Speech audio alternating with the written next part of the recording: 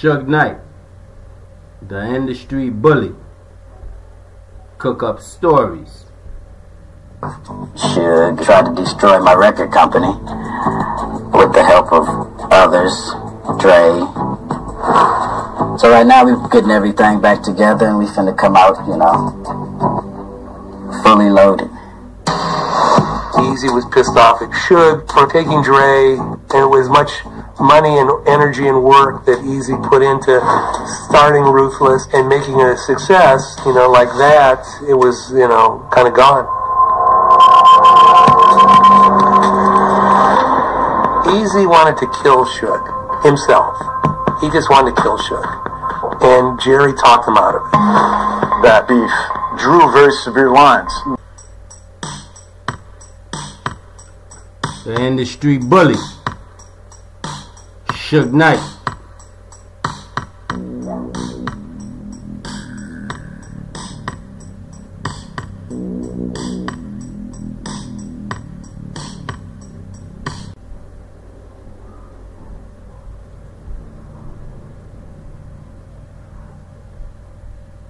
First time I met Suge Knight was at a restaurant in LA called Palm Restaurant. And I was sitting there eating, nice meal, and all of a sudden these huge guys who looked like a football team showed up. You know, it was very intimidating to see these guys. They were bigger than my bodyguard, you know, and a bunch of them. And they pretty much grabbed my bodyguard, pulled him out, and sat down next to me right there and started talking to me. How you doing? Uninvited. Totally uninvited. I didn't even know him. See him again? Sure did. Saw him again a few months later. He did the same thing, just kind of showed up to me, said hi, and then left. Still thinking, well, wow, this guy knows where I'm at all times. How does he know where I'm at? You know, my bodyguards who had guns, and they had their people which had guns, and they had us outpowered and outnumbered. One of my bodyguards up, they roughed everybody else, and my whole entourage up. Suge took me out on the balcony, started talking to me personally on the balcony, high above, like 15 floors. He had me look over the edge, show me how high I was up there. You scared? I needed to wear a diaper on that day. That's the guy that Suge Knight brought over there that was an acquaintance of mine that had nothing to do with that song. You signed over the rights? Signed over the rights to him, so that Suge and them could get paid for it. So Mario Lavelle Johnson didn't write that song? No way. How much were those points worth? About $4 million, $3 million, anywhere between there. $3 to $4 million. And you just signed them? Signed them. And walked away alive. Death Row's gonna be the biggest record company there is. The master plan was to take over the world. All of the greatest artists came together at one time, and it was like a comet streaking across the sky. Sex, drugs, violence. For better or for worse, gangbang went pop. It's like everything we touched turned to gold. Next year, Death Row gonna start printing our own money. You wanted a car, 2 cars, 5 cars, you could have it. The very first year, I generated $150 million. Death Row 40s was super bananas. Like, this shit can't be real. The more money we made and the bigger that we got, it became more dangerous. It was just a blood nation. Suge spooked me. I'm telling you, I didn't want to be around him. They want the drama. We're going to definitely bring it like only Death Row could bring it. That's when I knew this is more than just music. This is dangerous.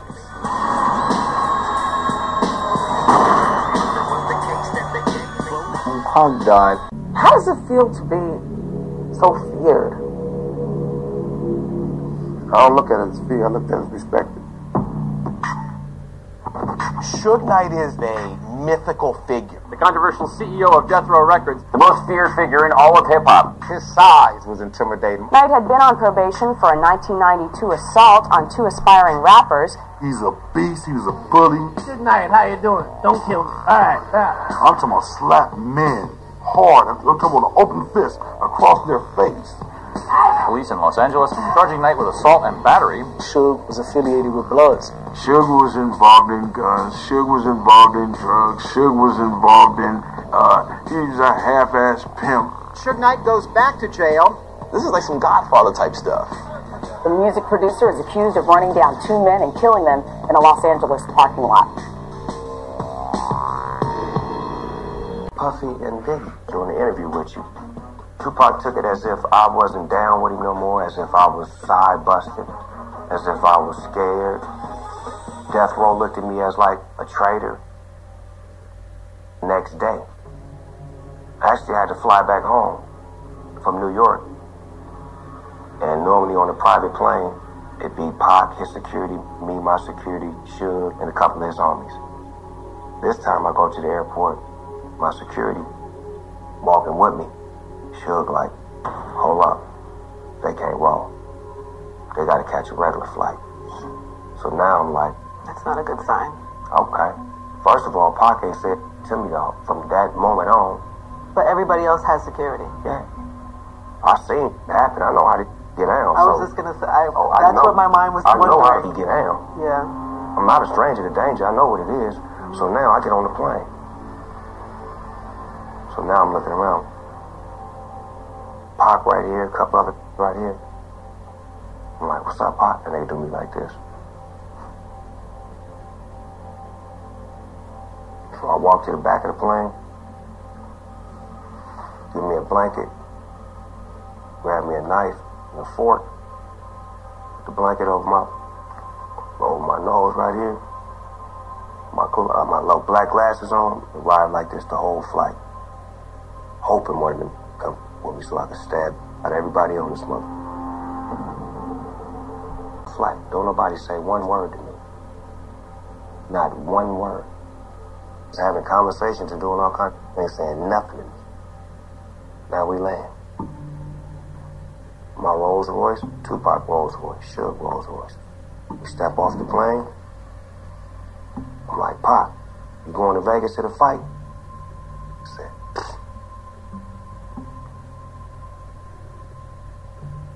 that's the last time I seen my life.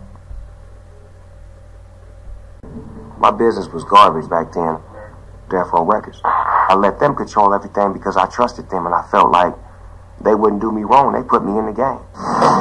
Everything was in Suge Knight's name. Business account was his account. Manager was his wife. Imagine all of that shit being twisted up like an octopus. On top of that, I was being just disrespected like, oh, he's whack. Oh, he's washed up. He ain't what he used to be. All of that. Felt like I was on my own. With so much law in the LBC, it's kinda hard being Snoop Double G. And that's when Master P stepped in and gave me a better situation. Shoot his music. But the problem is, he was signed still with Suge. Everybody at that time was definitely afraid of Suge. Death Row Records mastermind Marion Suge Knight has been in lockdown for violating state probation by beating the hell out of some guy at a Las Vegas casino. Suge was in jail, but that doesn't mean Suge is not still coming after you. I was death row to the end, but I started feeling like they was out to get me. And the gang violence situation that's connected to death row is deadly. These dudes do not play. Death Row had to sell Snoop to keep the business rolling. No limit we could make a business move like that. I remember saying, you sure you want to deal with Suge? He's like, well, he's got guns, we've got guns, who cares? I've never been afraid of no man, you know. So, P goes to Mule Creek Prison.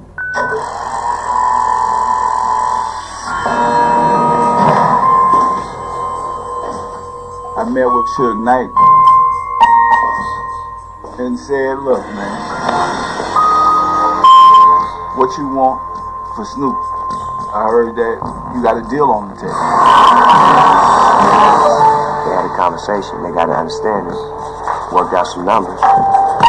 Told me what it was. And I put an extra $200,000 or $300,000 on it. And that was it. What was the number? It was a couple mil.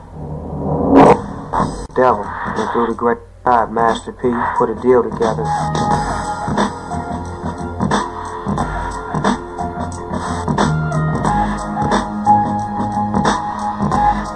I signed, they signed, Suge signed, and it's official like a referee with a whistle. Snoop Dogg's a no-limit soldier. Yeah. I had one Suge Knight story. Kind of like my Ice-T story. I was coming to LA for the first time. I was still in college. I was 18. And I didn't know who Suge Knight was. I went to Studio 71. Yeah. My first talent agency that signed me, and manager Jeff was there, and we were meeting in the boardroom, and I hear some screaming outside.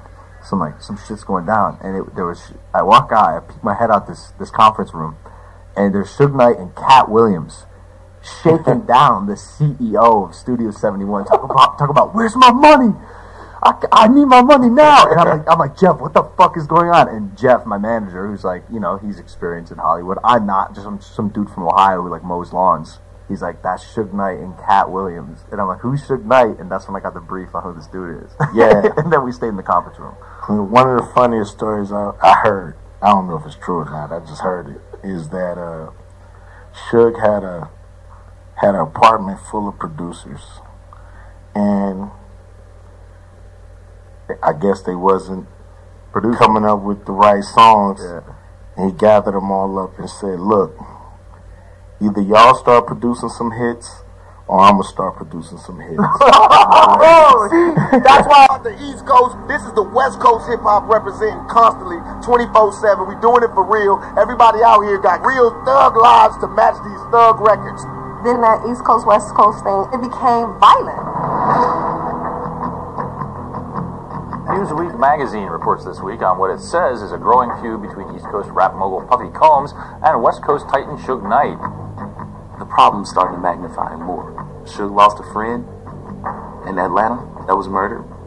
Jake was a good guy, and they were saying all that had something to do with Puffy people. And I think Jake's thing was more of a setup job. A lot of people was pissed off about that. We outside of Death Row and Bad Boys. This is on some total street shit now. There was a war of words before that. Now, there's a body. So, December of 1995, Death Row throws a Christmas party up in the Hollywood Hills, and an individual named Mark Anthony Bell, a friend of Puffy's, attends this party and is accosted and taken upstairs. Suge Knight, Tupac Shakur, all confront him and say, listen, we're going to beat your ass until you tell us where Puffy's family house is out here in Los Angeles. And Mark didn't want to give that up, and they did some things to him. He might have got a few punches, and he probably drunk about 20 shots of piss. You know what I mean? Literally. I had heard of those incidents happening at the time, which was letting it be known that, this is real beef going on here. It just went down the line. Yo, we about to get up and leave. I'm talking, the war's just started. I'm like, wow, because we leaving. Shit ain't f***ing with us. He ain't. Play telephone? Yeah, they passed that shit down the line. Next thing I know, them got up and left. And you ran out too? No, we walked out. I did start running when Stunner and Slim dived in that motherfucking taxi. You f***ing right, we came in limos, nigga. You see the motherfucking CEO talk about taxi! Oh shit, nigga, we is beefing. Taxi! I'm jumping in too. You talking about you jumped in the taxi. Right. Did you jump? Listen, how did you land? You jumped through the window or the door? How did you do this? With the window or the door? First of all, dog, what's going on? Suge, in my mind, he not beefing with Cash Money. So I'm confused of why we even leaving the awards, and the awards just started. Like this just started. Like, hold up, cuz let me get this break. Let me record reflect. So when we finally, they get up, Baby get up, Slim get up, they walk in, we follow them out, and then we get out the building to where it's at, and the motherfucking the CEO and the other and that run the label say, we came in limos together. Taxi! Come on!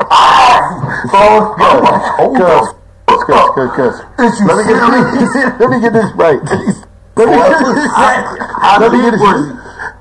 How many? What year was it? A lot of manpower.